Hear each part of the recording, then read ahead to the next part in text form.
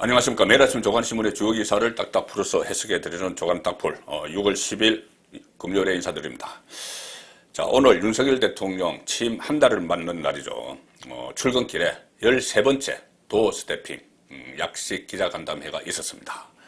제가 어제 이 한 달 동안 무려 12번 기자들과 만났다. 그래서 계산을 해보면 앞으로 5년 동안 720번 기자들과 만날 것이다. 이렇게 말씀을 드렸는데 오늘까지 하면 13번이니 앞으로 계속 될 경우에 5년 동안 780번 기자들과 만나는 셈이 됩니다. 문재인 전 대통령, 전임 대통령은 5년 임기 동안 11번 기자들과 만났습니다. 그런데 그 중에 2번은 국민과의 대한이 사실상 9번 기자들과 회견이나 간담회를 했죠. 자, 윤석열 대통령은 취임 한 달 만에 문재인 5년 동안 한 언론을 통한 국민과의 소통을 한 달 만에 다 뛰어넘었습니다. 자, 오늘 도어 스태핑, 도어 스태핑에서 매일 그날의 현안에 대한 대통령의 입장이 나오는 아주 그 이전에는 청와대 시절에는 상상하기조차 어려웠던 그런 일들이 벌어지고 있죠. 자, 오늘의 현안은 무엇인지 살펴보겠습니다. 이 기자들이 대통령에게 묻는 것, 그것이 오늘의 현안입니다. 그리고 대통령의 입장이 거기서 나오는 것이죠. 오늘 첫 번째 기자들이 물은 것은 뭐냐면은 지금 국민의힘 이준석 그리고 정진석을 비롯한 친윤계 의원들의 갈등, 충돌, 여기에 대해서 대통령의 입장을 물었습니다. 이 질문에 뭐라고 했냐면은 윤석열 대통령은 당 문제는 지켜보는 게 맞는 것 같아. 대통령은 국가의 대통령이지 무슨 당의 수장은 아니다. 이렇게 이야기를 했습니다. 그렇죠. 그전에는 대통령이 여당의 총재까지 했습니다. 그런데 지금은 그냥 1호 당원 이렇게 불리죠. 그냥 당원은 당원인데 여당의 수장은 아니죠. 그래서 일단 좀 지켜보겠다 이런 표현인데 아마 내부적으로는 윤석열 대통령이 이것을 좀 교통정리를 해야 되는 것 아니냐 그런 말들이 나오고 있고 내부 안에서는 물밑에서는 지금 어떤 움직임이 있을 가능성도 있습니다. 어차피 장제원 의원은 윤석열 대통령의 거의 복심 같은 인물이죠. 비서실장도 하고 그런 장제원 의원이 어제 말씀드린 민들레 조금 잠시 후에 다시 설명을 드리겠는데 민들레라는 모임을 주도를 한다 이런 보도가 있고 하기 때문에 윤석열 대통령과 정치권에 있는 친윤계의 교감은 없다고 그렇게 보기는 어렵습니다. 어떤 교감이 있는 것 같지만 일단 대통령 입장에서는 이렇게 공개적으로는 말을 할 수밖에 없는 것이죠. 그리고 충돌에 대해서 정치가 늘 그런 것 아니겠느냐 이렇게 짐짓 좀 무심한 척 이렇게 이야기를 했죠. 그런데 일단 뭐 일정 거리를 두겠다. 갈등에 대해서 정진석과 이준석의 갈등에 대해서 일정 거리를 두겠다 이런 뜻으로는 읽히지만 그냥 이것을 수수방관하지만은 않을 겁니다. 그 다음 질문이 야당 지도부와 해동계획과 관련해서는 이렇게 이야기합니다. 국회가 구성되고 나면 의회 지도자들부터 만나고 그러다 보면 자연스럽게 여야 중진도 만나지 않겠나. 저도 기다리고 있는 상황이다. 빨리 국회가 정상화돼야 되는데 국회가 양쪽으로 갈라져서 여야 양당이 내분을 일으키는 바람에 제대로 국회가 열리지를 못하고 있죠.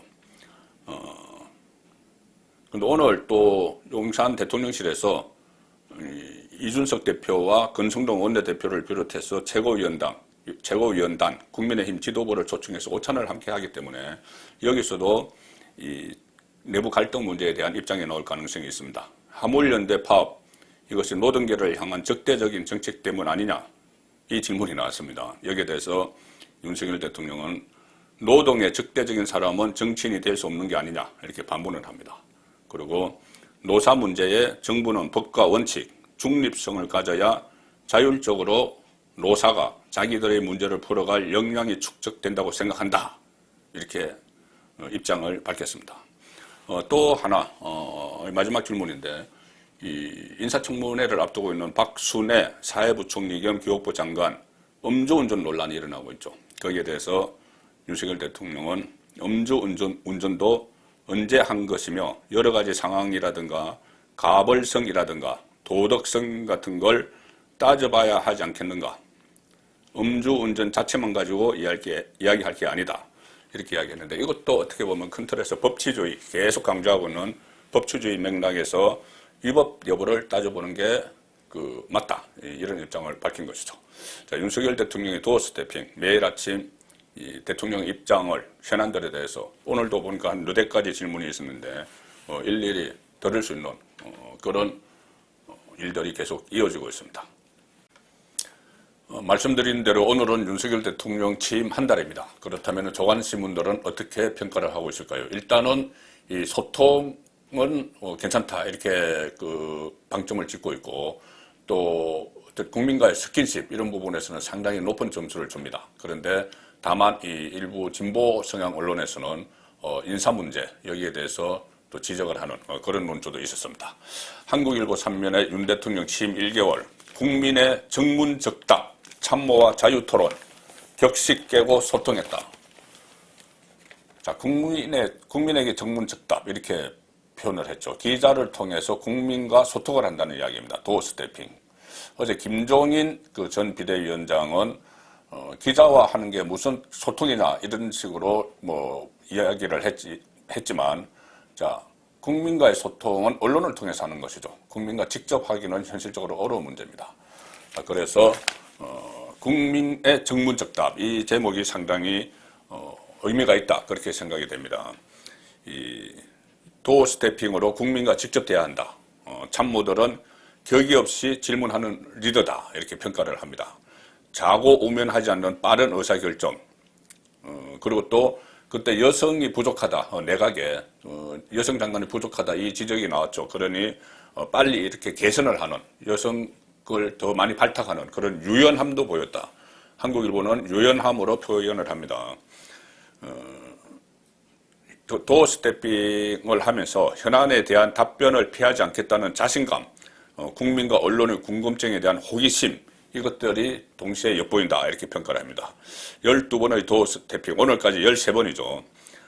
이 도어 스태핑은 기자회견입니다. 약식 기자회견 윤석열 정부에서의 변화를 상징하는 장면이 됐다 그렇게 평가를 합니다. 또 참모들과의 소통 또 자고 오면하지 않는 신속한 의사결정 윤석열 대통령의 리더십의 특징이다. 신속한 의사결정 가령 KTX 특별 열차를 편성해서 5.18 강조 민주화 운동 기념식에 가면서 국민의힘 의원들 전원, 장관들 전원, 또 비서진 모두 함께 가서 임을 위한 행진곡 이런 거 부르는 모습 이런 것도 신속한 의사결정의 한 장면으로 이렇게 평가를 합니다. 물론 이 진보 성향 언론에서는 비판 일색이죠. 한겨레 신문은 아예 일면 톱이 인사부터 사면까지 윤 대통령의 독주. 사면이야. 이명박 전 대통령 사면을 검토하고 있는 듯이 비춰지는데 결정된 것도 아니고, 윤석열 대통령이 어제 도어 스태핑에서 20년 이상 있다는 것은, 좀 문제가 있다는 취지로 이야기를 했죠. 그것은 대통령의 권한입니다. 고유 권한, 통치권 차원의 권한이 사면권이죠. 자, 그것을 독주한다고 표현을 하는 것은 좀 맞지 않는 것 같고 인사, 검찰 출신 편중돼 있다. 이 비판에도 어제 필요하면 또 기용하겠다 이렇게 이야기를 했죠. 자, 그 부분에 대해서 한겨레는 이 부정적인 시각으로 보지만 여기서는 그 인사는 장단점이 다 있습니다. 제가 몇 차례 설명을 드렸다시피 윤석열 대통령은 국정 운영을 한 달 동안 하면서 여러 가지 파격적인 행보를 선보였는데 한 가지 아쉬운 점은 정치권의 뒷받침을 받지 못하고 있다. 특히 이 야당에서 여당이 된 국민의힘에서는 지금 내부 권력 투쟁이 벌어지고 있죠. 또 거대 야당 민주당은 아예 당권 갈등으로 인해서 이 국회 문조차 열지 못하고 있는 그런 상황이 되어 있습니다. 자, 그래서 조선일보가 이것을 일면 톱에서 비판을 했습니다. 국회가 공전하고 있다. 왜냐? 집안 싸움에 여야가 날을 새고 있기 때문이다. 지금 새 정부가 들어서서 할 일이 태산 같고 윤석열 대통령이 계속 경제 위기론을 설파를 하고 있죠. 그런데 이 국회에서는 입법부는 집안 싸움만 양쪽 다 벌이고 있는 겁니다. 선거가 끝난 후에 정치권에서 민생은 뒷전이 돼버렸고 여야 모두 내부 권력 싸움에만 몰두하고 있다. 국민의힘에서는 당대표 그리고 이준석이죠. 윤핵관, 윤석열 대통령 적 핵심 관계자 사이에 낯뜨거운 공개 설전이 벌어지고 있고 더불어민주당에서는 이 선거 패배 책임론을 놓고 친명, 친이재명, 비명, 비이재명 이 양쪽이 충돌이 격화되고 있습니다. 윤석열 대통령이 지금 경제 태풍 이렇게 경고를 할 정도로 대내외 경제 악재들이 동시다발적으로 몰려오는 상황에서 이것을 대비를 해야 할 국회가 양쪽에 각각 자기들 집안 싸움을 하면서 또 밥그릇 챙기기를 위해서 법사위원장 자리를 놓고 충돌을 하는 바람에 21대 국회 하반기 원구성조차 못하고 있는 상황입니다. 지금 국회의장단과 상임위원장단이 없는 상황이죠. 그래서 이 남아있는 인사청문회도 못하고 있는 그런 실정이죠. 자, 여당을 먼저 보면은 이 동아일보 육면기사입니다. 여당 대표 대 최다선 5선의 정진석, 극한 갈등, 당내에서는 여당 되자마자 권력 난타전을 벌이고 있다. 이렇게 비판을 하고 있는데 또 이렇게 비판을 하는 쪽이 있는가 하면은 또 한쪽 편을 들어서 이준석 쪽 편을 들어서 또 갈등을 부추기는 그런 세력도 있습니다. 상당히 윤석열 대통령으로서는 취임하자마자 당 대표, 여당 대표, 집권당 대표가 리스크가 되는 그런 상황이 생긴 거죠. 오선의 정진석 의원이 우크라이나 방문에 나선 이준석 대표를 지적을 했죠. 자기 정치하는 거냐 이렇게 지적을 한 이후에 이준석 대표가 아주 원색적이고 노골적으로 반발을 하면서 갈등이 격화되고 있습니다. 어제 이준석이 우크라이나 갔다가 귀국했는데 그때 귀국하고 기자회견을 했습니다. 거기서도 정진석 부의장을 비판을 했죠. 혁신위원장으로 선임된 최재형 의원을 이준석계로 몰아붙이면서 정치적 공격을 가하는 것은 적어도 여당 소속 국회 부의장이 해서는 안 될 추태에 가깝다. 추태라는 말까지 나왔습니다. 추태. 그리고 이준석 대표와 가까운 정미경 최고위원, 김용태 최고위원 이런 사람들도 이 정진석 그 부의장을 맹렬히 공격을 하기 시작했습니다. 그래서 당내에서는 친윤석열 그룹의 맏형격인 정진석 의원이 갈등의 전면에 나서면서 선거 압승의 훈풍이 빠르게 증발해버릴 위기다 이렇게 우려를 했습니다. 정진석 탓도 있지만 이준석 대표의 고질적인 내부 총질 그것이 더 큰 문제겠죠. 당내에서는 이런 이야기가 나옵니다. 지금 상황은 이렇지만 24일 날 윤리위원회가 열리죠. 그래서 이준석 대표의 성상납 그 증거인멸 시도 그 문제를 집중적으로 다뤄서 징계를 할 텐데 이준석 대표의 성상납 의혹과 관련한 징계 여부를 결정할 윤리위원회가 앞으로 계속 내관으로 작용할 것이라는 관측이 나온다. 이런 상황에서 친윤계 의원들이 제가 어제 설명을 드렸죠. 당내 의원 모임을 발족시키기로 하면서 본격적으로 세력화에 나서는 것도 변수가 됐다. 국민의힘 관계자는 윤석열 대통령 측에서 직접 교통정리를 하지 않는 이상 당권을 둘러싼 갈등의 불씨는 꺼지지 않을 것이다. 이렇게 우려를 하고 있습니다. 그래서 지금 15일 날 출범을 할 예정인데 이 모임 민들레 어제 제가 설명드린 민들레 모임입니다. 민들레는 민심 들어볼래 이것을 줄임말인데 자 중앙일보 3면 기사입니다. 민들레로 뭉치는 친윤 비윤계에서는 개파정치 부활을 하겠다는 것이냐 이렇게 우려를 하고 있습니다. 정진석 윤핵관의 핵심 정진석 의원이 주도를 하는 것으로 지금 알려져서 정진석 의원의 사진이 크게 실렸고 이 작은 사진들은 운영위원들입니다. 주로 대통령직 인수위원회에서 활동을 했던 인물들인데 그러니까 이 민들레 모임을 주도하는 그룹이죠. 그 그룹이 김정재, 박수영, 배현진, 송석준, 이용호, 또 이철규, 정희용 이렇게 됩니다. 일단 이 모임의 목적은 본인들이 밝히는 것은 정부 그리고 대통령실과 정책 비전 등을 공유한다는 목적이다. 그런데 정치권에서는 그렇게 보지 않죠. 그렇게만 보지 않죠. 친윤계 의원들이 세력화를 시작을 했다.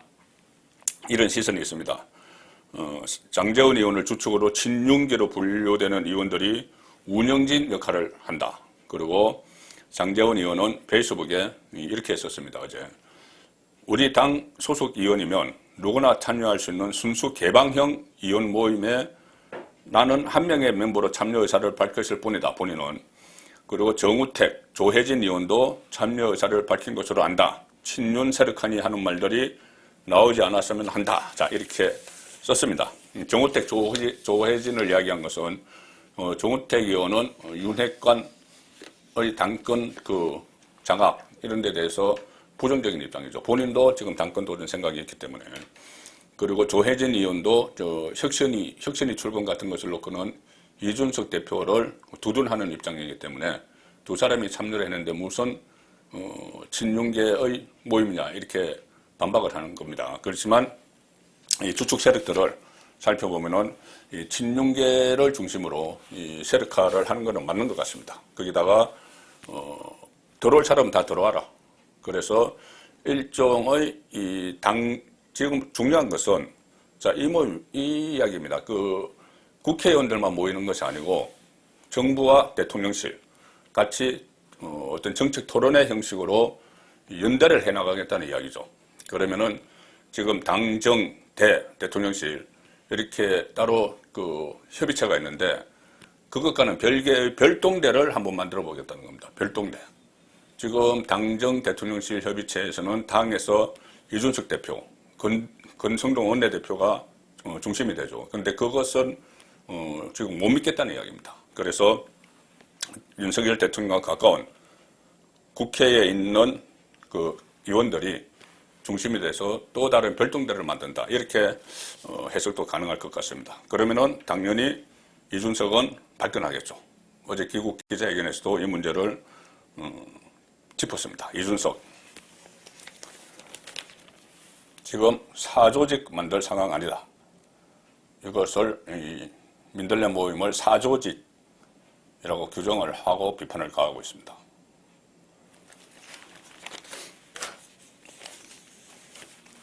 지금 여권 내 구심점 역할을 할 가능성이 크다. 이런 분석을 세계일보도 하고 있습니다.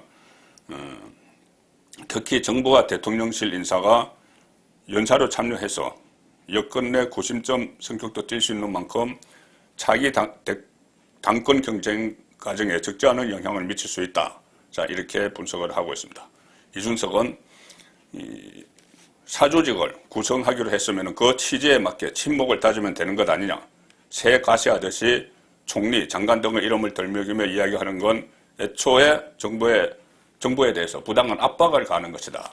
자, 이렇게 비판을 하면서 강한 견제 심리를 내보이고 있습니다. 대선에서 패배해서 야당이 된 민주당의 사정은 더 복잡하죠. 특히 이 대선 패배한 이재명 고문의 이 전당대회 출마, 당권 도전 문제를 놓고 친명, 비명의 갈등이 지금 위험수위에 달해 있습니다. 세계일보 오면 보시면은 야당이 비대위를 출범도 하기 전에 지도체제 그리고 전당대회 룰 놓고 난타전을 벌이고 있다. 지도체제는 이런 겁니다. 지금은 당대표가 따로 선출되고 최고위원도 따로 선출돼서 집단 지도체제지만 단일성 집단 지도체제죠. 그렇게 되면은 지금 비명 쪽에 마땅한 인물이 없기 때문에 그렇게 하면은 이재명이 이 단일성 집단 지도체제의 우두머리가 되는 겁니다. 그러면 그 다음에 이 공천 때 이 비명, 친문 이쪽을 공천 학살을 할 수가 있죠. 그러니 이것을 지도체제를 통합형 집단 지도체제로 만들자. 그렇게 되면은 같이 뽑아서 1위가 당대표하고 2위가 최고위원, 3위 최고위원 이렇게 하자는 거죠. 그렇게 되면은 2위, 3위 쪽에 지분이 생깁니다. 그래서 공천학살 차단용으로 이재명의 공천학살, 친문에 대한 공천학살 차단용으로 지도체제를 바꾸자는 것이고 전대룰 이 이야기는 지금 아무래도 이 당원들 중에서는 원래 친문 쪽이 많죠. 그렇기 때문에 친명 쪽에서는 좀 룰을 변경을 해서 일반 여론 반영을 좀 많이 하자. 자, 이런 주장을 하면서 갈등을 일으키고 있습니다. 또 이재명 최근에 뭐 개딸, 개혁의 딸, 아주 강성 지지층이 생겼죠. 그 지지층이 문자 폭탄이 많이 문제가 되고 있는데 이재명이 어제 개딸들에게 문자 폭탄은 도움은커녕 해가 된다 이렇게 짐짓 말리는 그런 신용을 했습니다. 워낙 이것이 너무 노골적으로 문자가 오가고 또 당권 경쟁 상대 홍영표 의원 사무실에 무슨 침해 뭐 이런 문구가 적힌 대자보까지 붙이고 막 그랬기 때문에 좀 짐짓 말리는 척하는 그 정도 수준이다 이렇게 보시면 될 것 같습니다. 조간 딱 부렸습니다.